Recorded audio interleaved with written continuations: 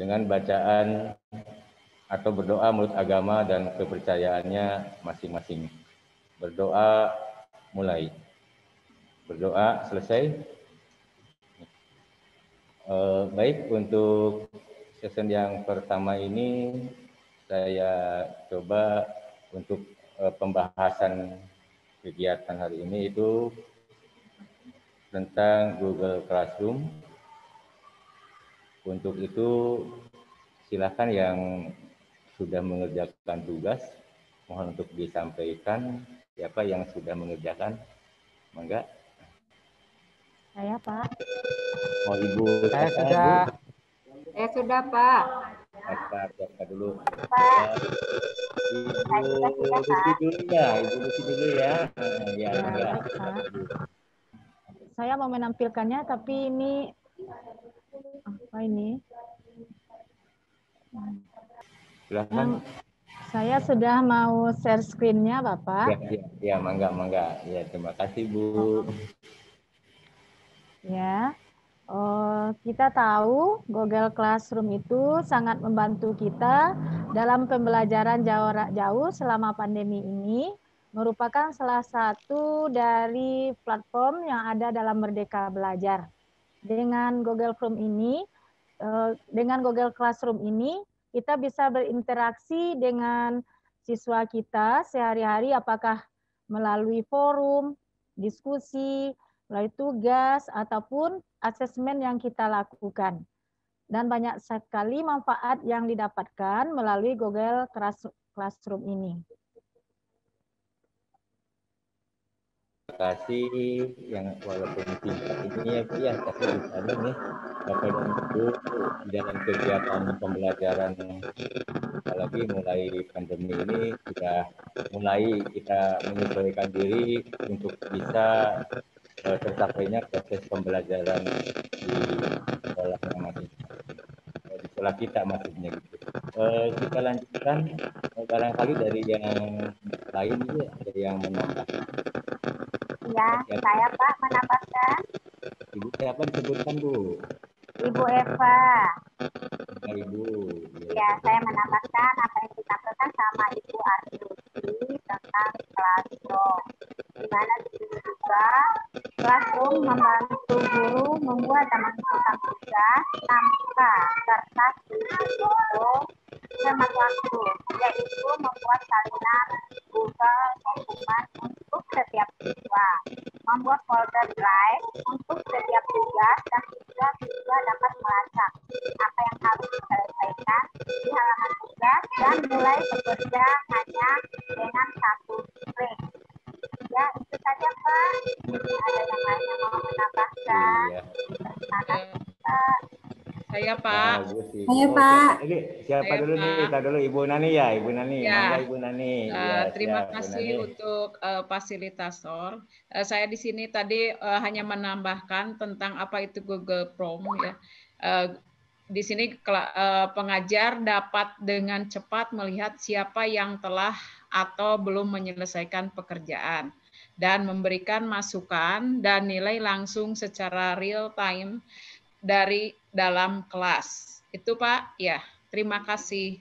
Iya, berarti kita ini di dalam menggunakan aplikasi ini, Bapak dan Ibu, di dalam proses penilaiannya, mungkin ada yang ATM, ada yang ATP ya gitu ya. Dalam artian ATM di sini ya ada modifikasinya gitu. Kalau ATP kan copy paste, jadi bisa melihat siapa nih yang paling dulu dan sebagainya. Oke, bagus. Ada lagi tambahan Ibu dari Ibu siapa? Halo Pak. Ya, Andrini ya, Ibu Siska mangga duluan ya mangga. Ya. Terima kasih sebelumnya Pak.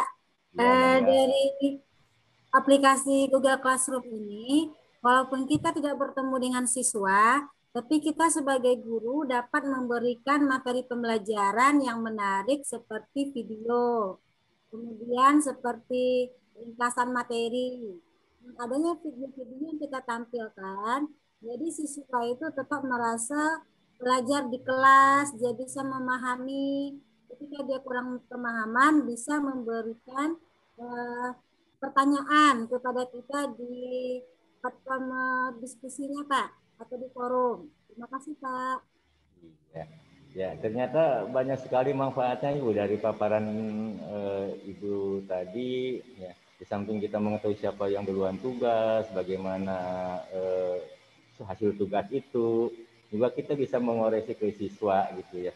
Nah, namun tetap Google Classroom ini adalah salah satu bagian dari aplikasi pembelajaran dalam Merdeka Belajar, Bu ya, yang secara umum ini mungkin sudah digunakan oleh sejak SMP-nya, mungkin untuk yang kelas 10 Bu udah terbiasa, sehingga yang di SMP-nya terbiasa dengan menggunakan Google Classroom, ini lebih mudah Bu ya. Namun tetap dalam artian apabila ada kendala-kendala di dalam jaringan, ini juga Ibu harus menindaklanjuti Bu. Jangan hanya di Google Classroom-nya ini nggak ada, siswanya nggak aktif. Tolong dicek ulang. Dicek ulang ya, karena kita ini pelayanan dalam artian anak harus betul-betul bisa belajar dengan sebaik-baiknya. Barangkali kendalanya apa dan sebagainya, mungkin panasinya bisa didatangkan ke sekolah dan lain sebagainya. Ya, jadi mohon ibu-ibu juga di sini ada suatu modifikasi.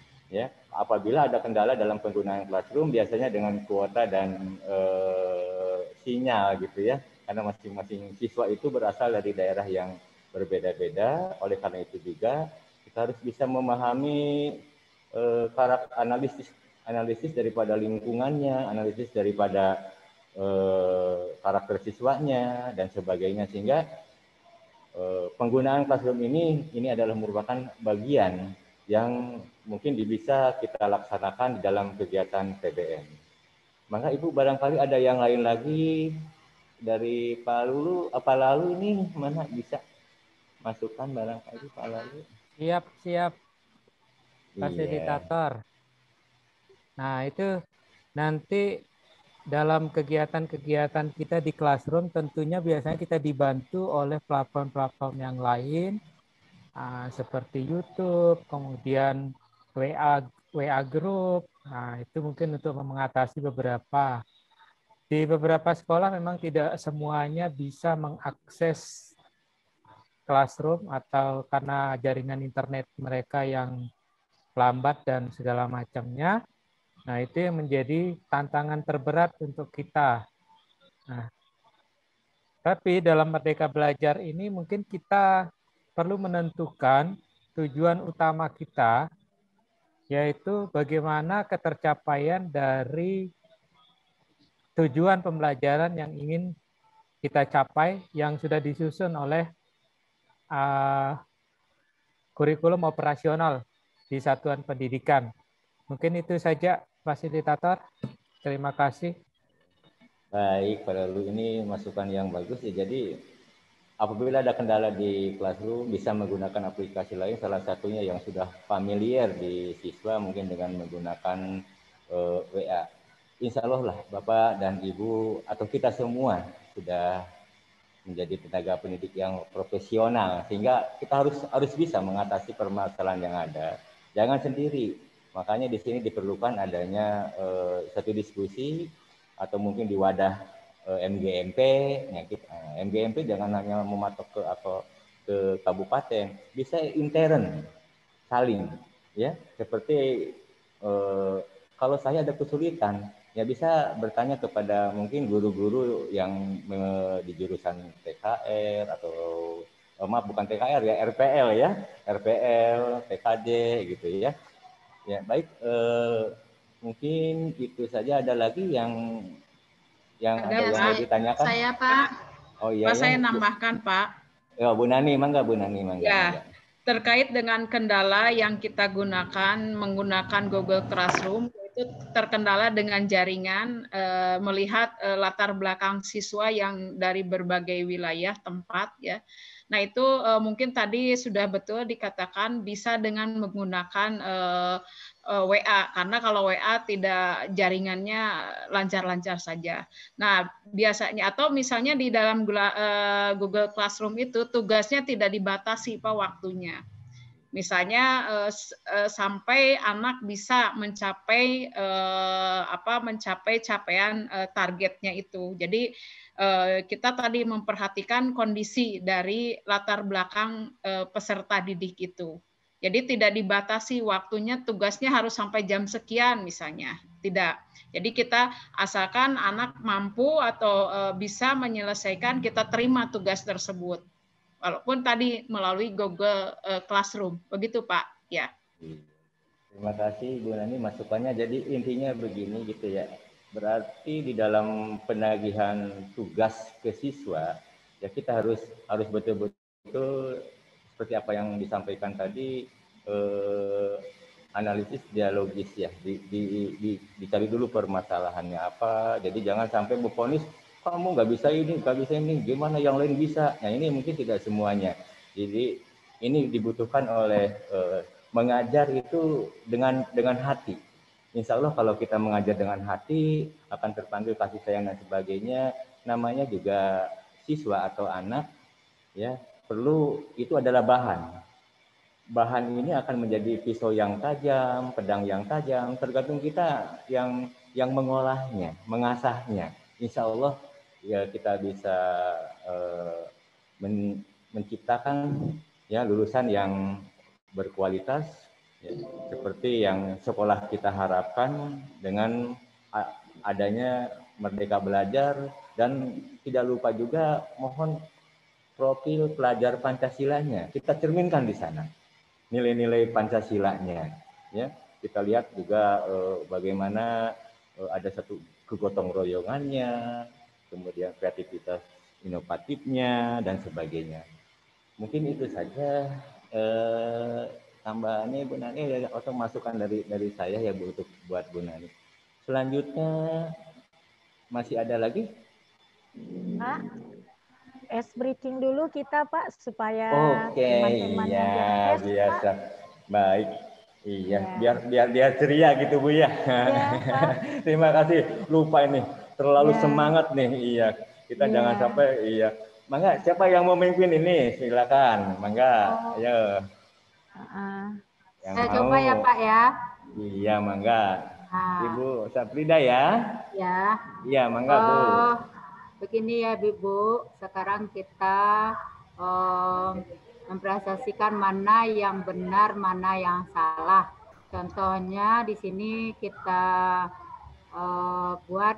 kita contohkan dengan binatang ya. Binatang itu biasanya kalau ular panjang, ya kan? Ular panjang. Sedangkan gajah besar, ya. Kemudian semut kecil, ya.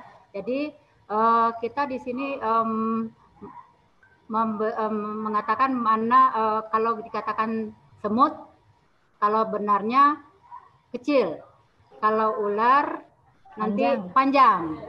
Kalau gajah besar. Tapi ketika saya bilang yang salahnya, ya semut besar, ya ular kecil, pendek, ya ular pendek, gajah kecil. Bisa dipahami Pak, Bapak-bapak, Ibu-ibu. Ya, kita coba ya Bapak-bapak, Ibu-ibu. Kita cari yang benarnya, ya, yang benarnya dulu. Iya, Bisa diaktifkan dulu mikrofonnya ya, biar semua kompak ya. Iya. Kecil. Semut. Kecil. Gajah. Besar. Iya. Ular. Panjang. Cacing. Pendek. Semut. Cacing pendek. Semut kecil. Apa ya? Yang salahnya. Iya, oke, terima kasih. Kecil. Ya. Ular.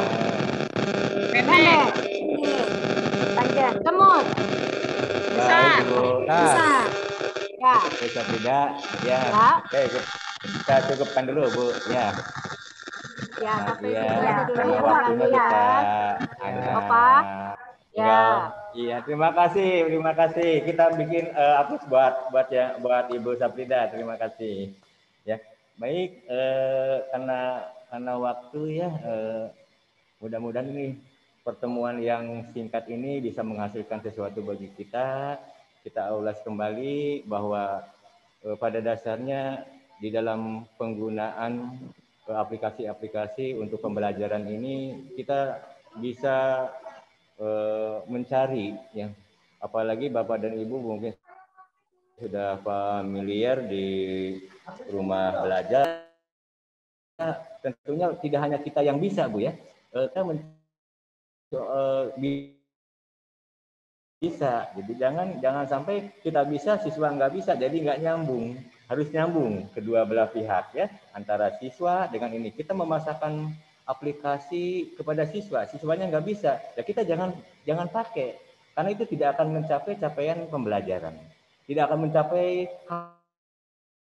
hasil daripada apa yang kita pakai yang mana, ya. Yang kebetulan di sini kita menggunakan yang kita sampaikan di sini tadi adalah mengenai Google Classroom, ya.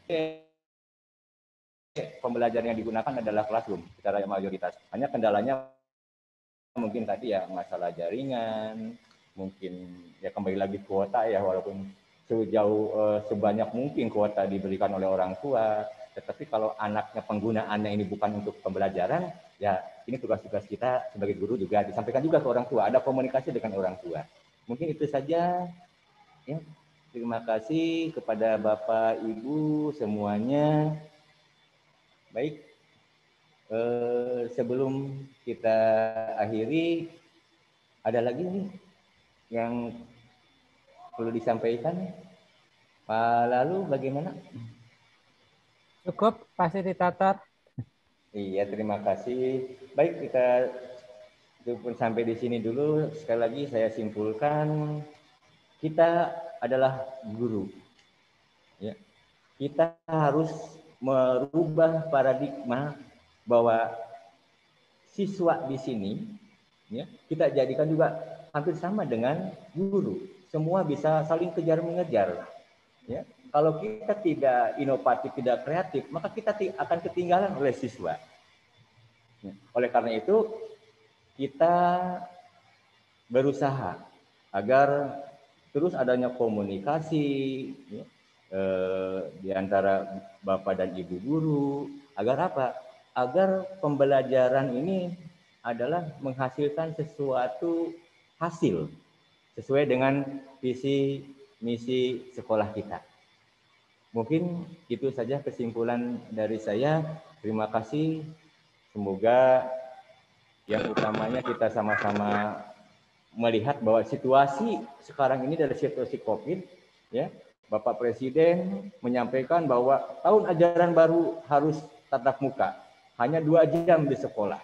Tetapi ternyata sekarang merajalela COVID-nya. Nah, ini juga kita wajib memberikan suatu pendidikan kepada siswa atau komunikasi dengan orang tua siswa melalui wali kelas kepada siswa dan orang tua siswa agar lebih menekankan kepada protokol kesehatan. Ya. Jadi sebaik-baiknya pembelajaran memang adalah tatap muka. Kita lebih mengenal. Tetapi karena situasi sekarang ini tidak memungkinkan tatap muka, ya, kita menggunakan fasilitas yang ada yang diharapkan bisa menghasilkan sesuatu hasil yang diharapkan. Terima kasih. Mohon maaf kepada Bapak dan Ibu, barangkali saya sebagai fasilitator ada satu kata yang salah. Sekali lagi mohon maaf. Terima kasih. Wassalamualaikum. Sebelum saya akhiri, saya langsung tutup aja dengan doa ya, Bu, ya. Iya, iya Pak. Ya, terima kasih. Bapak dan Ibu, mudah-mudahan kegiatan hari ini kita bisa menghasilkan sesuatu yang berguna bagi dunia pendidikan. Ya, untuk itu, mari sama-sama kita berdoa semoga masalah COVID ini yang semua secara kehidupan di dunia ini semuanya lumpuh akibat COVID-19. Mudah-mudahan segera selesai dan kita berdoa dengan cara menundukkan kepala sesuai agamanya masing-masing. Berdoa mulai. Berdoa selesai.